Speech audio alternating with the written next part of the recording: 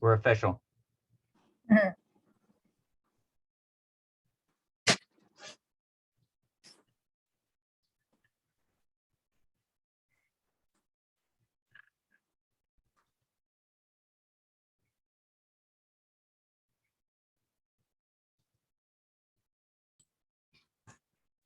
All right, there we go. Can everybody hear me now? Yes. All right, so thanks for jumping on. We appreciate you guys being here tonight and hanging out with us for a little bit.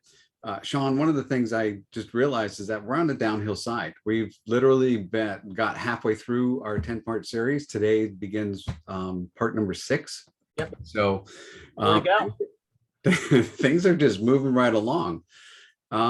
I do want to tell you guys that initially, let me tell you how awareness and trust came together. Is when we initially polled our individuals and we said, okay, what kind of emotions are we feeling out there? What kind of emotions do we want to learn more about? And when we looked at the numbers that all came back, it was trust and awareness were tied. So I talked to Sean a little bit about it and I said, hey, is this something that we can throw together? And we initially looked at it and we said, no, this is not going to happen. But the farther he kind of delved into it, it was like, no, this is kind of, they can make it go hand in hand. It was definitely a little bit challenging, but it was something that he was able to pull together.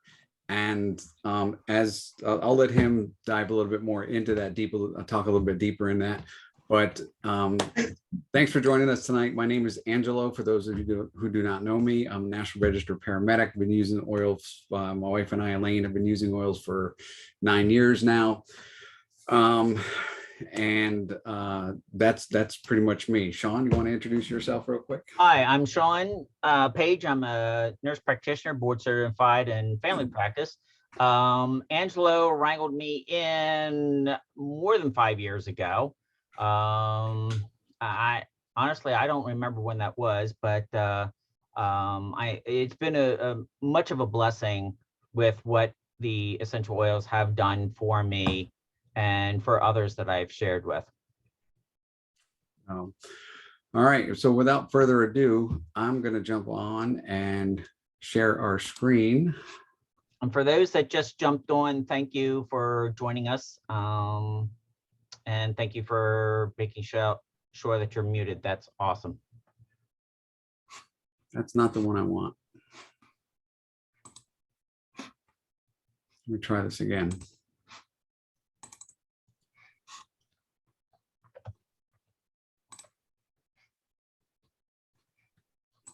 All right. Sean, I have given you control of this. Okay. Do you want to do the disclosure there? Yeah, I'll jump on this real quick. This is something we lead off with every time.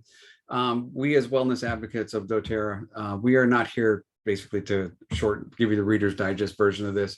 We are not here to diagnose, treat, or cure anything. This is something that we have found to be extremely beneficial to us in our lives and the lives of the ones of our loved ones. So this is just something we want to share with you, and we hope that it kind of brings you the same kind of benefits that we have been getting. So that's all it is about that. So without further ado, Sean. Great, thank you. And as Angelo said earlier, it was a 50-50 tie, and it's like, can we make this work? And what was interesting is there are some people that know that I'm doing this with Angelo, and they go, you know, without awareness, there can be no trust, or I can't trust anybody unless I'm aware of them, or something to that variation. And it's like, all right, initially the digging, I'm just not finding the connections. And then just all of a sudden, and one of the reasons why the notes were so late coming out is it just literally fell together, if you would agree with that, Angelo. Yeah, definitely. Yeah, this one definitely we had to work for. So let's take a look at some things. So we talk about being having awareness, and according to our friends Merriam and Webster, it is the quality or state of being aware. Well, what's being aware? That's having or showing realization, perception, or knowledge of something. And then on the other side that we're going to be talking about tonight is trust. And that's the assured reliance on the character, the ability or strength of truth or something, someone or something. And okay, Angelo, something's not happening because I don't have control again. Oh, there we go. how's that? Yeah. All right. So one of the things that came a recurrent theme in some of the readings, and not all of them were thrown into the notes, but there's this underlying concept that our egos tend to get in our way.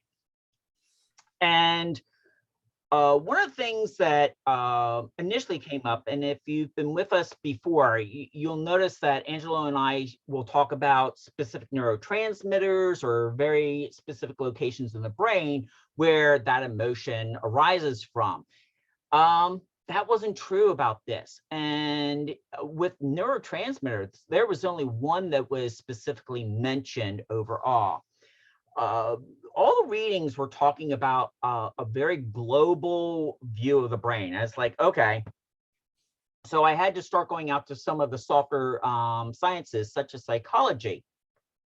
And the reason I went there was because I kept seeing the word ego appear over and over again. And so I put this image up here to kind of refresh us. Now, when Freud and Jung did this back in the 1920s, a lot has changed, but most people, this is what they're most aware of.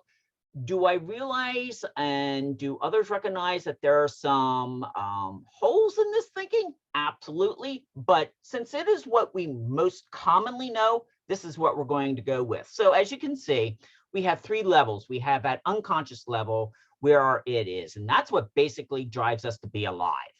And then in that preconscious level, and it kind of bridges into the unconscious level, is the superego. And this is where our ideals and morals, striving, it's where our memories and stored knowledge comes from. And then the ego. Now, the ego is interesting because it is the only one that spans across all three levels, from the consciousness the whole way down to their unconsciousness level. And it mediates between the superego and the id all the while. So the problem is that ego, it's conscious and preconscious thinking, and all of our thoughts and perceptions and balancing the needs of that occurs here.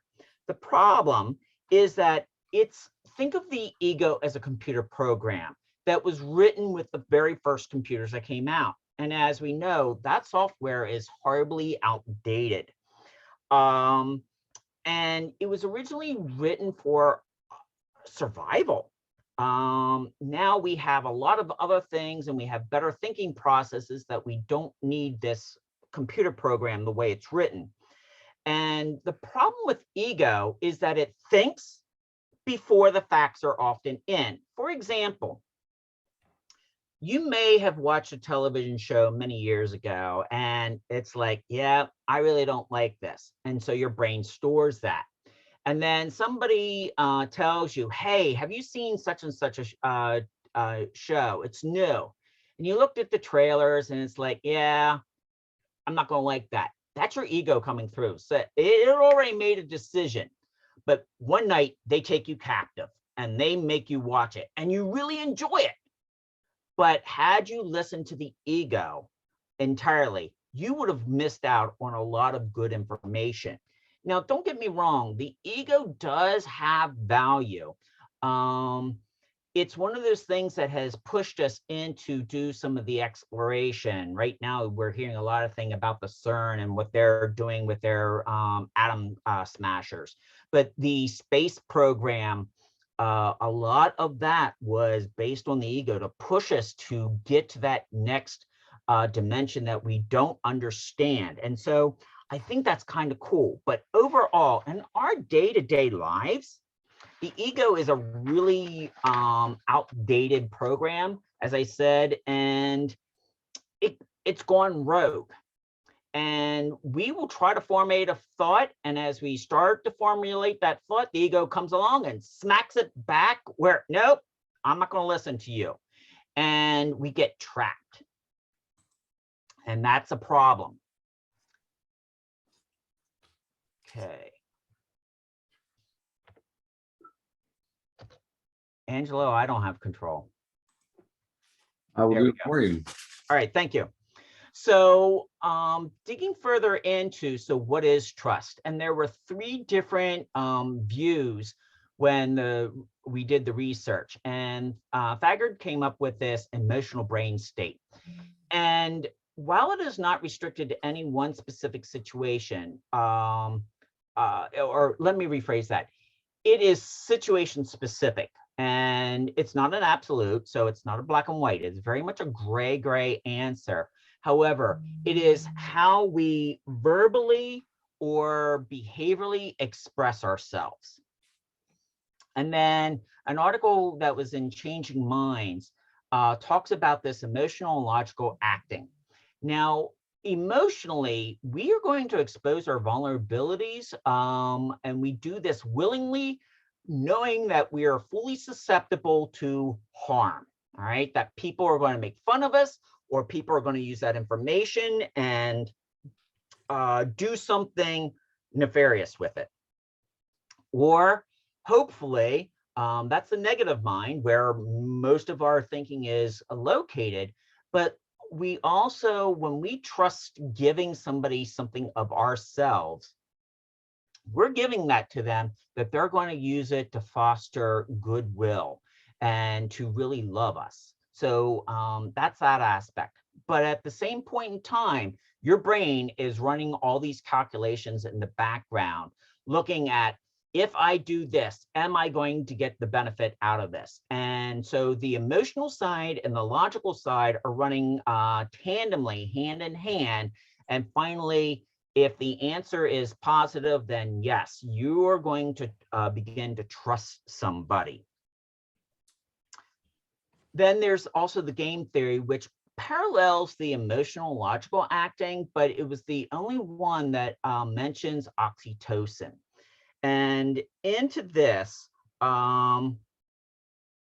it's where game theory does the calculations, but at the same point in time, it's stimulating that release of oxytocin, which makes us feel good. And with oxytocin, we've learned before that it is the tend and befriend. And when we have this released, it leads into that emotional feeling of trusting someone. Next slide, please. So how do we build this? All right, they are 2 separate camps. And as previously was said to us, that awareness cannot, or trust cannot occur without awareness, but they are 2 separate camps. We can be aware and not trust somebody, but trust does not occur unless we have that awareness. There are some people that just blindly go in trusting, and they wind up getting burnt, and then they become very cynical over time. So our goal is to try to teach you how these 2 sides can be built together. With that, we know that our brains are negatively biased. And again, I have to stress, and I should have said this earlier, there's a lot more that's in the notes. So please go back and read the notes, because it'll make a lot more sense of how this all gets woven together. But with our brains being negatively biased, we're going to favor negative outcomes over positive outcomes. And even if we have something that's like a major positive outcomes, you get that one little hint of negativity there, and it'll totally destroy that positive aspect. So a lot of that is occurring because of the ego. The ego loves to be fed negativity. So how do we get through this? And there's this concept of neuroplasticity. That is going to be the bridge that brings the awareness and the trust together. Now, many years ago, we were taught that, oh, by age 25, our brains are solidified. We can't change. That's not quite true. What we have found, particularly in patients who have strokes, if we start teaching them how to do things differently, they can adapt and overcome. And so the concept of neuroplasticity came about. Now, as we get older, does it become a little bit more challenging? Oh, absolutely. And if we have some significant neurological diseases such as Alzheimer's, that's not going to happen. Matter of fact, we lose that capability. And later on, we're going to talk about how do we build this neuroplasticity. Now, the neat thing about neuroplasticity is that it's going to overthrow the ego, because you're going to allow your conscious brain that is formulating the thought to say, no, ego, I know you want to say this, but I'm not listening to you. I'm going to exert my thought. I'm going to evaluate this situation for whatever reason or information that is currently present. And by having those educated, rational decisions, we build this awareness. And then as awareness is built, it naturally is going to lend into developing trust. Angelo, it's all yours. All right, well, I'll take it from here then.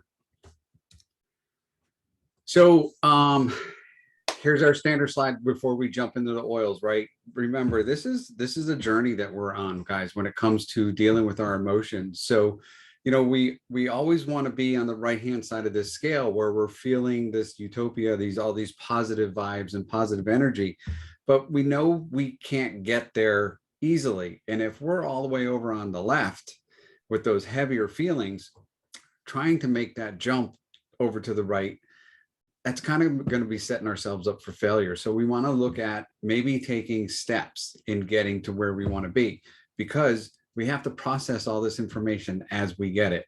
And sometimes that processing of that information can take a while, right? So don't be upset if we don't get as far to the right as we want to be. Just remember that we want to keep moving forward. Even if we slip back sometimes, just keep working and trying to make those steps forward to get you into a better spot. So when I looked at the emotions wheel on this, now this is a terrible picture in the notes, and I know this, so feel free to take screenshots anywhere along the lines here. But when I looked at the emotions wheel on this, there were like 21 different oils. And I was like, yeah, we're not going to talk about 21 different oils. But as I started looking through, I was like, okay, there's some connections here. There's some things that really relate. So what we're going to do is we're going to look at align, black pepper, and fennel for the awareness. And then I'll throw in a couple more on top of that. And then for trust, we're going to look at marjoram, geranium, and turmeric. All right. And again, because I really like the way that they kind of tied things together here. So the first one I want to look at is align. Now, this one is one of the yoga oils, right? So it's one of the oils in that set of 3. But these oils in this set have so many other individual uses that you don't have to like do yoga for these to be effective. What I liked about this align is that this is called the centering blend. And as we know, the body likes to be balanced. It likes to be centered. And this oil can help facilitate that, right? This helps facilitate the emergence of love, the emergence of openness, and helps you open up and be a little bit more trusting.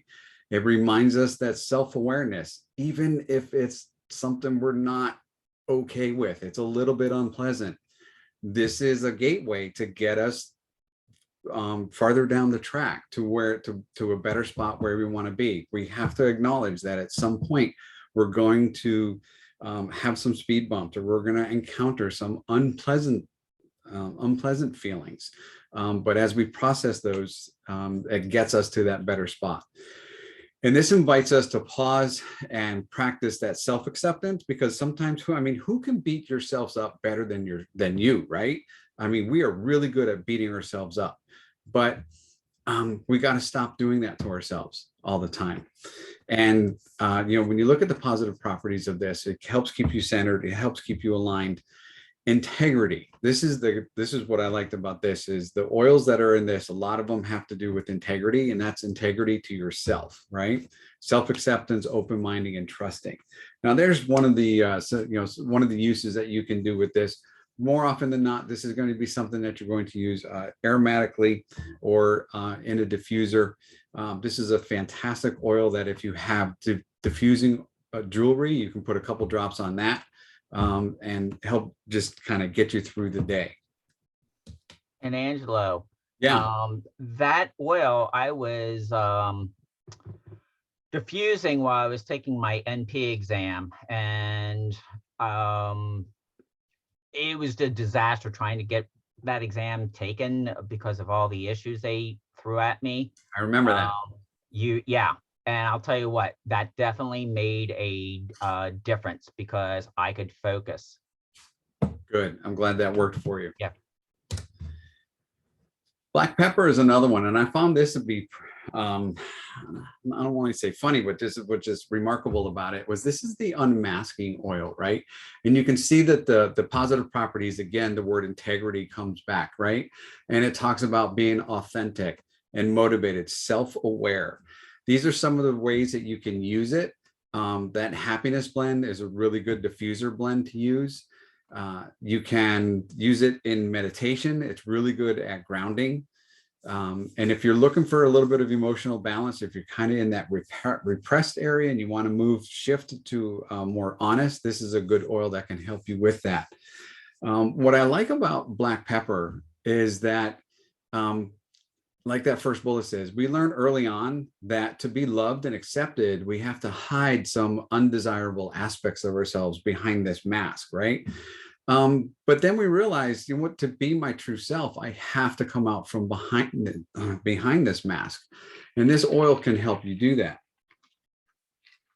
It can help kind of reignite your soul fire and get you more motivated and a high energy. This gives you the strength to overcome those challenges that we carry inside. And it basically says, hey, you know what? Be authentic when you live. Be courageous. And this oil can help you kind of be in that mindset. Fennel I found amazing because we just last month, fennel was the product of the month, right? And so often I get so many questions about fennel. What's it good for? How can I use it? So I decided to put it into this little presentation. And fennel is the oil of responsibility. Now, when you look at all those words that are associated with the word responsibility, right?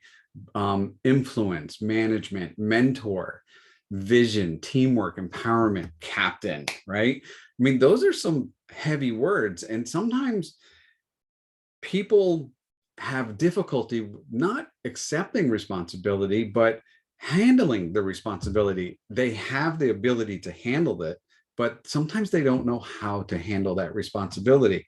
So with this oil, this can help you. It supports you when you have that little bit of kind of like, you got a little bit of self-doubt. You think, I can't do that.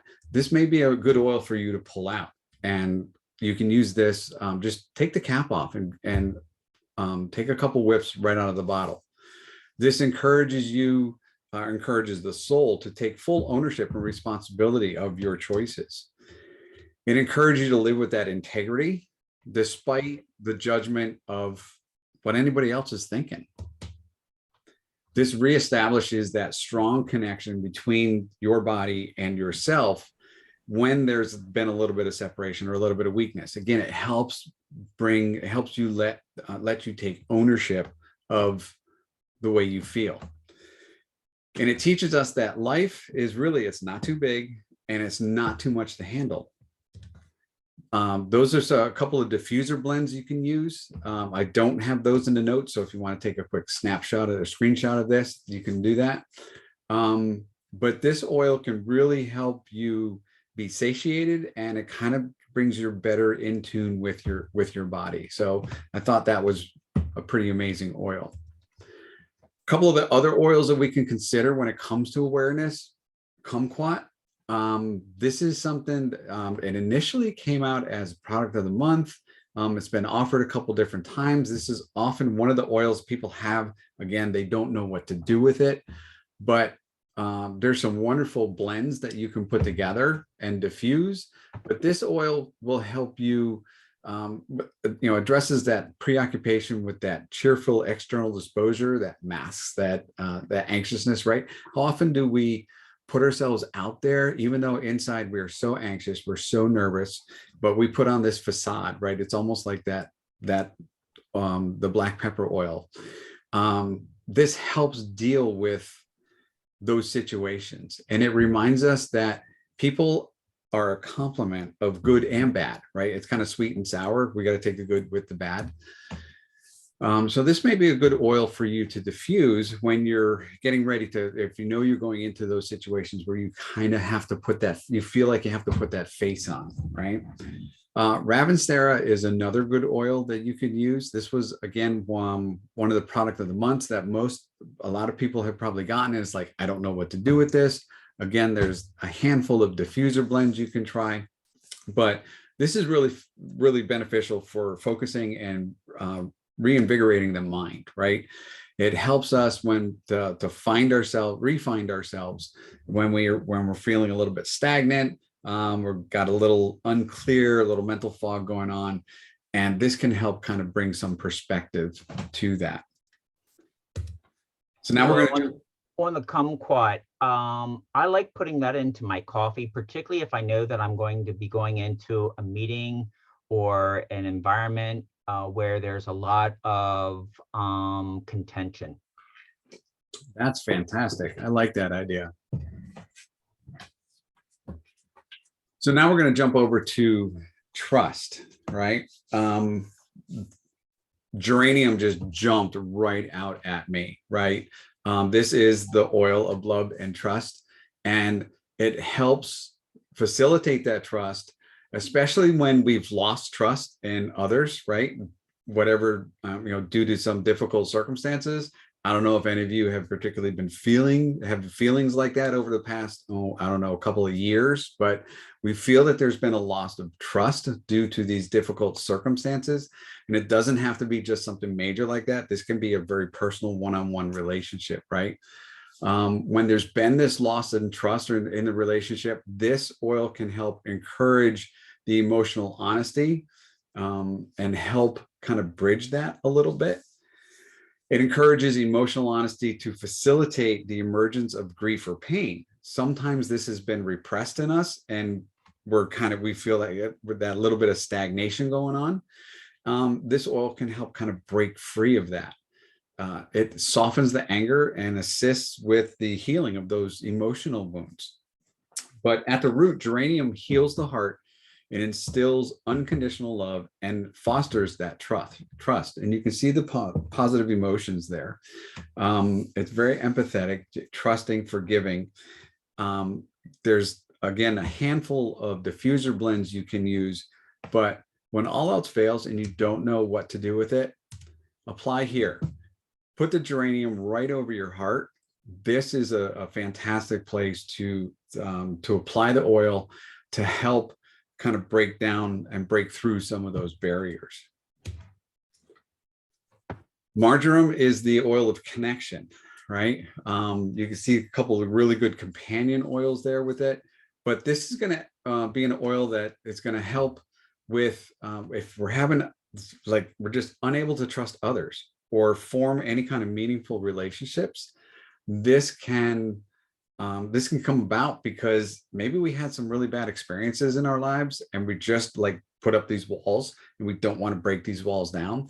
Maybe this can help with that connection, not break the walls all the way down, but maybe chip away at it a little bit so you can start maybe peeking over it and letting people see the real you, right?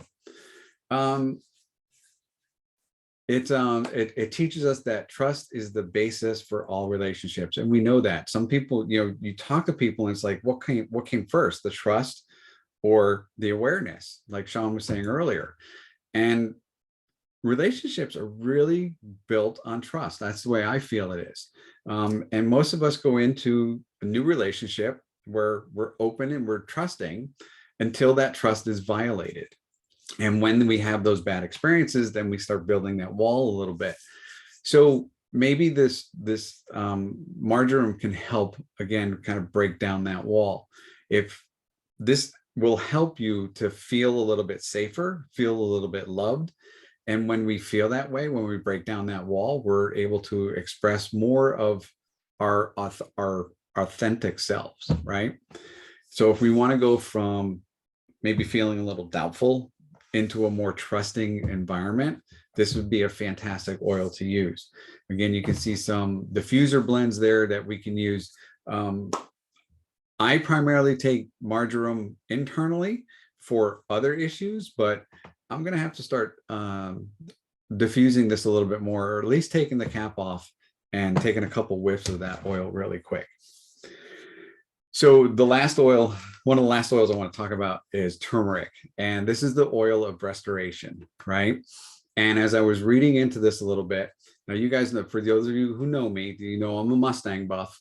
And when I look at restoration, I immediately thought of restoring an old car. Some of you may be thinking of maybe restoring an old painting or an old picture or something, right? But for me, it's a car. And when we restore something, looking at the car, looking at vehicles, people can restore anything from like just a new paint job to new tires to some break it down all the way to the chassis and they redo that and they just build it from the ground up. So restoring can be kind of deep and intense, and sometimes we have to figure out how deep we want to go, right?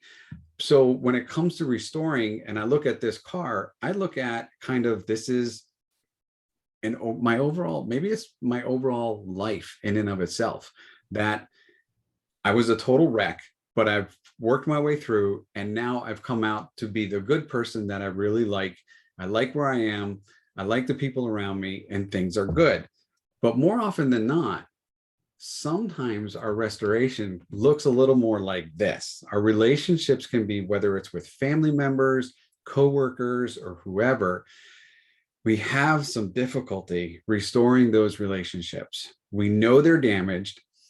We try to put on this face that, okay, everything's okay, but sometimes it's really not as good as we think it is, or we just don't want to put the time or energy into fixing it, right? Maybe turmeric oil is the oil for you to grab in these situations, because when you look at what it does to help, it helps repair you physically, mentally, and emotionally. Its powerful properties reach into those damaged, those blocked aspects, and it helps restore what was temporarily lost. This is going to help soothe tension between people, and it's going to dispel those power struggles, right? Because sometimes maybe I'm controlling too much, or maybe somebody else is controlling too much. And this helps bring balance to that. And it kind of takes some of that tension away. And it's going to also help instill the soul with courage that lends to strengthening. And you'll get over those obstacles and be able to navigate those paths so that those relationships are better, right? I was looking up a lot of ways. Now, turmeric can be used internally, as most of you probably know, but I was trying to find some different ways to use turmeric, and I came upon this golden milk and turmeric tea. And I thought those were pretty fascinating. I know I've talked with people that have used the turmeric tea and made the golden milk, but I've never personally tried those. Maybe I should give it a go sometime. But these are just some simple recipes that you can use. And you don't even have to go this far into that turmeric tea. Sometimes maybe it's just making up your regular tea and throwing some turmeric and honey in there and calling it good. Yeah, some of the other oils that you can, simpler is better. Sometimes simpler is better. Sometimes it is. You're right. couple of other oils I wanted to throw in here on trust was Clary Calm. Now, yes, this is the women's monthly blend, but let me tell you, this oil has so many other uses.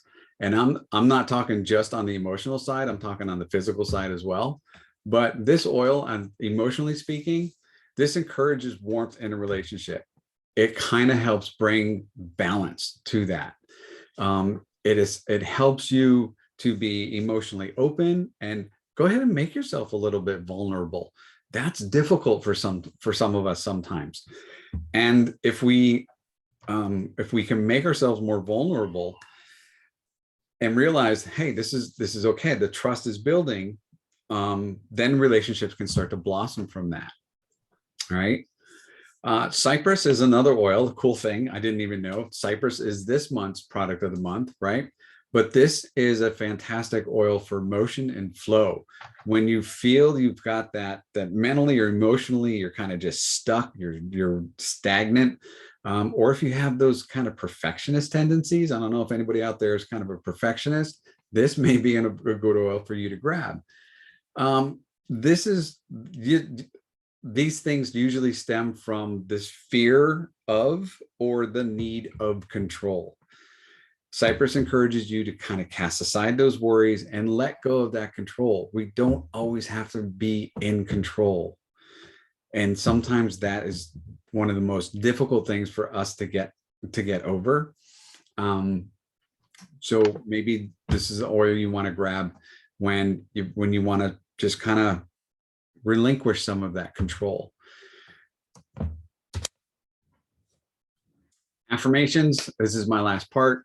I'm going to read from the script on this one because this is something that affirmations are powerful, but they're not powerful if you're just, I deserve good things in my life, right? That's not how it works.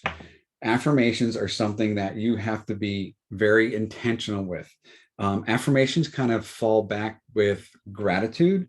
Gratitude is one of the most powerful attitudes and outlook that we can have on life.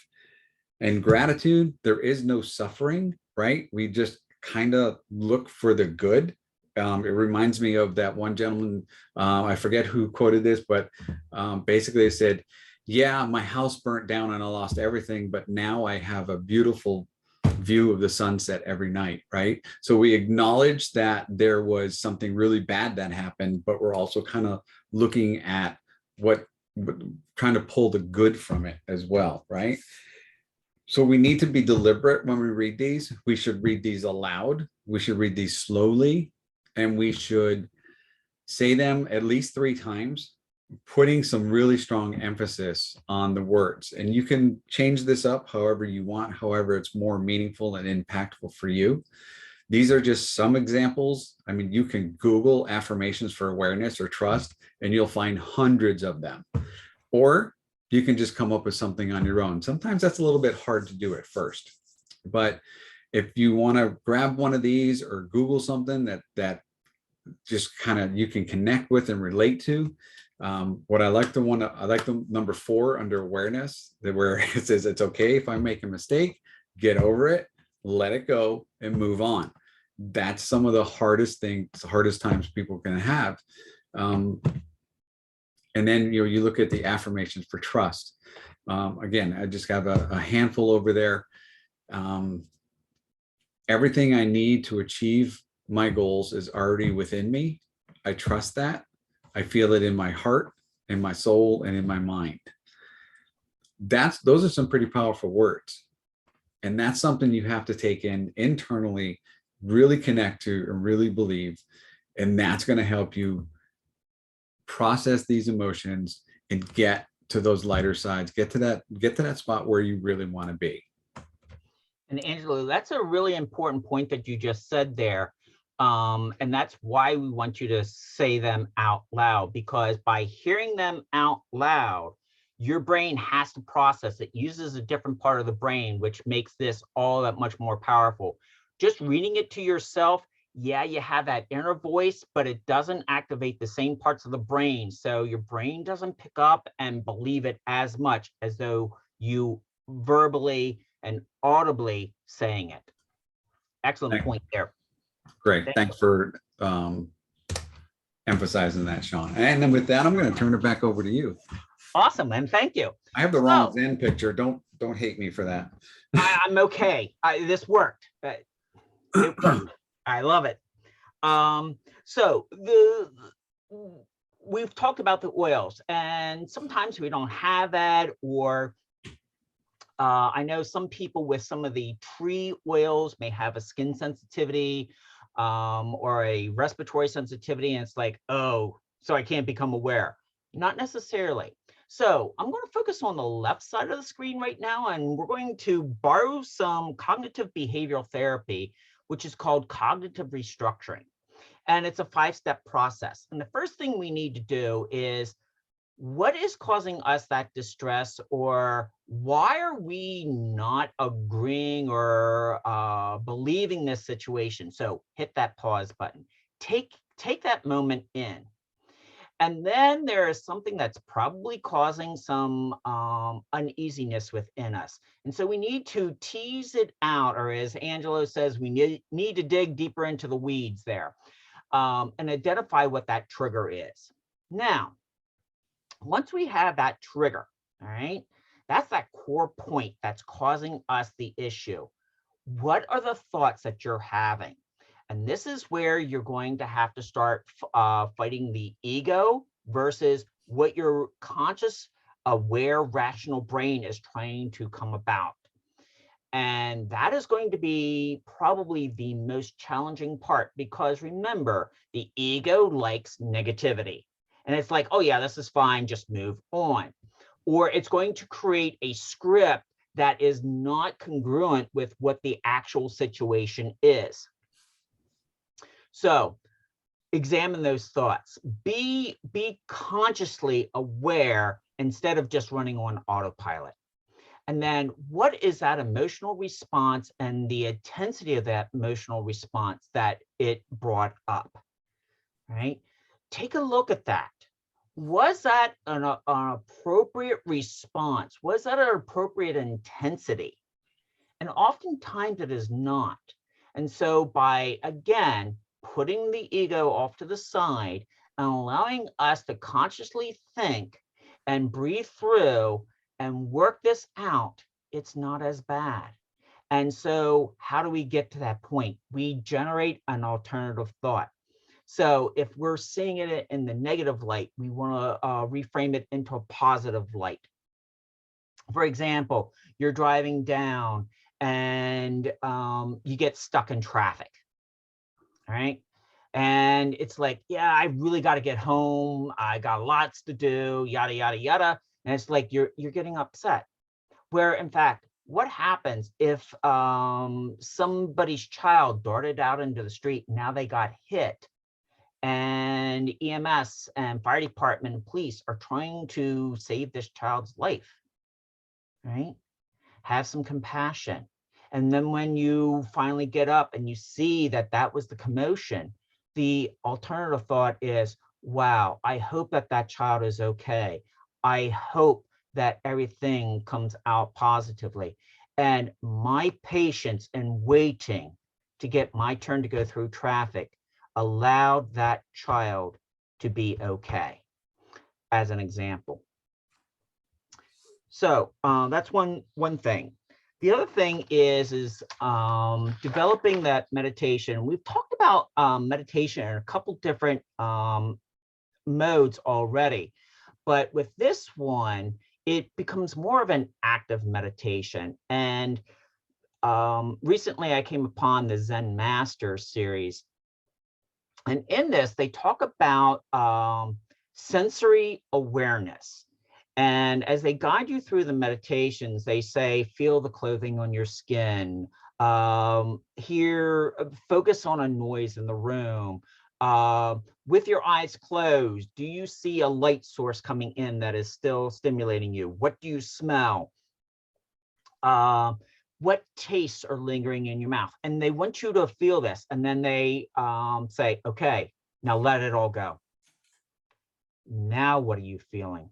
And I will tell you, it is a really refreshing aspect, because your mind is so bombarded And it's like, yeah, maybe you still have a peppercorn that's stuck in your mouth and now it's starting to bother you, but then letting it go.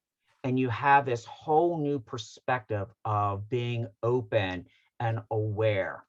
So that's important. Then let's get into some of this neuroplasticity. When you learn something new, the brain has to lay down new neural pathways. And the more neural pathways that we develop, it strengthens our brains in order to have conscious thoughts that are not ego derived. And you can see the skills learning curve that very first, it takes time and you're not as good. But the more you do a skill, the better off you become. The other thing that we learned with stroke rehabilitations, where I first was introduced, is you may have to learn how to brush your teeth with your non-dominant hand. So instead of waiting for that stroke to occur and learn that skill, start doing that now. Anything that you do with your non-dominant hand. When I taught water aerobics, one of the things that I would do is I would have them do cross-country skiing, then we would do jumping jacks in the water, and then I would switch it and I would mix like cross-country skiing arms with the legs of jumping jacks, and then reverse that with cross-country legs with my jumping jack arms. Yeah, jumping jack arms. Thank you. And one of our ladies stopped coming, and it's like, wow, she's never missed. Found out she had a stroke, and when she went to rehab, initially they said, oh, you're going to be there for 4 weeks. She spent a week and a half, and they says, we can't do anymore. You are well recovered. How? And she says, well, Sean said, not that I'm the gospel here, but they says, he's on to something. And thank you for following through with that. And so doing these things, that learning a new skill and doing things with your non-dominant side are ways that we can improve this neuroplasticity even as we get older. Now, is it going to take a little bit more time as we get older? Oh, absolutely. All right. A kid doing this is going to pick up on it a lot quicker than you and I are in our 50s plus. So, yeah. Angela, I think we're ready for the next slide. Now, building trust. This is probably the most challenging skill that we have. And we've heard this time and time again tonight. And there are essentially 5 steps. All right. Now, each one of these steps in its own right will release oxytocin. And as we know, it tends and befriends, and that will innately lead into trust. So the first thing is we need to trust with generosity. All right. You need to be able to want to take that first move. And that comes from the game theory. And this is based on the calculated risks, which is bringing in that emotional logical act theory. If you don't take the first step, you need to initiate that, because if you're waiting for somebody else to force you into trust, then it's not going to be a genuine trust. And we want this trust to be genuine, to come from within ourselves. The next thing is we need to be patient and flexible. Now, this is not an immediate response, and this is something that a lot of people in today's world, with that immediacy, we want it right now. That's something that needs to happen. This is something that takes time, and it needs to grow. It's kind of like if you remember in science class when you were in elementary school, you put a seed in the cup and you put paper around it and you watered it and gave it sunlight, and slowly the first 2 weeks it's like nothing's happening, and then slowly you start to see a little bit of green come out, and then you wound up having that flower develop. This has to be that patience. And think about that flower. it had to be flexible as it was coming up through the side of the paper or the cup that was used. If we are so rigid and so set in our ways, we are not going to be able to bend, and we're totally defeating that whole concept of neuroplasticity. The next two, dependability and consistency, and Angelo alluded to that with the oil several times, but these are, there were 10 top traits of trustworthy people, and these were at the top. I think number 2 and number 3, if I remember correctly. But this, if we are not dependable, that shows that we're not going to put the time in and work through it. And that's what we need to do. We have to put that time forward. We need to commit to show that we're going to be there for the long haul and that we're okay with a follow through, whatever it might be. And again, your path is not always a straight line. Being consistent. Again, as I said, it's highly rated and trustworthy persons, and it shows again that you're in it for the long haul and you're willing to put that hard work in that is required. And that is the one thing. And if you think about of people that you truly trust, that just didn't happen overnight, and there had to be work put on both parties' parts. But the one that really hit me the most is that being open. And this is basically saying that we are often in situations where we have to put up that filters and basically saying, oh, I shouldn't say that because I could hurt their feelings. Some of the high-powered executive magazines, they talk about it's okay to let people down. All right. Not everybody is going to be part of that team. Not everybody is going to like you. But if you are in a group of people, or if you are in a situation, even between two people, and you're going with that group thought process, and later on something changes or comes about, and they realize that you were basically giving them lip service, you've lost all of that credibility, and it goes down the drain. And it also shows that you're not going to be consistent. You're able to flip-flop on a flip of a dime, and it doesn't show your dependability. So this brings in honesty. And if you're not honest with yourself and you're not honest with the other person, first off, from the get-go, yeah. Now, am I saying, oh, you put everything out there right out of front? No. And I think that's where it was Black Pepper, right? With the unmasking. Yeah. Yep. Yep. Black Pepper, when he mentioned about that unmasking, it's kind of like when we play poker. You know, we slowly build up that tension, just wondering, what does that other person have? And then you reveal all your cards. So it's something in that. Also, in being open, and I love this quote, you need to allow yourself to observe without judgment. And I'm going to say that again. You need to allow yourself to observe without judgment. Judgment is the ego speaking.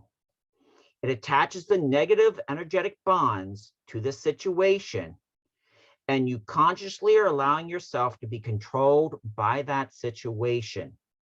Thus, trust will be destroyed and the oxytocin will fall away. You just stumbled upon that like yesterday, didn't you? Actually, yes, that last quote, yes. And I mean, it hit me so hard. And it's like, yes, so true. Yeah, that is very true. Yeah. So I think we are to our summary. We are. All right. So I'm going to stop sharing. Okay. All right. So, wow, that was was a lot of information. It was challenging to try to bring those two emotions together. I feel like we did a good job, but then again, I feel like maybe we didn't do it justice. I don't know, but Well, and again, you and I both know that there is so much more in the notes. And we had to distill out some of the key points just to get this into an hour. Like today, it took me almost 2.5 hours to figure out what do I really need to say so that we're going to be within our time frame. yeah, So this please, was a little read those challenging. notes. Yeah. I see you smiling there, Becky. Thank you for acknowledging that. So, what have you guys got for us? You guys got any questions? Anything you want to comment about? Now's the time to unmute yourselves and give us any kind of feedback, or if you got any questions for us, we'd be happy to answer them.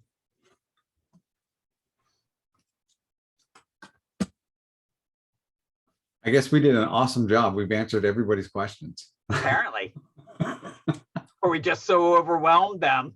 I We're don't gonna have to know. go how many lectures back? So, fantastic. If you guys don't have anything else for us, then we will check out. Sally, how we doing? Okay, Good. okay. Nancy's doing really well. Good. Yeah, they told her she was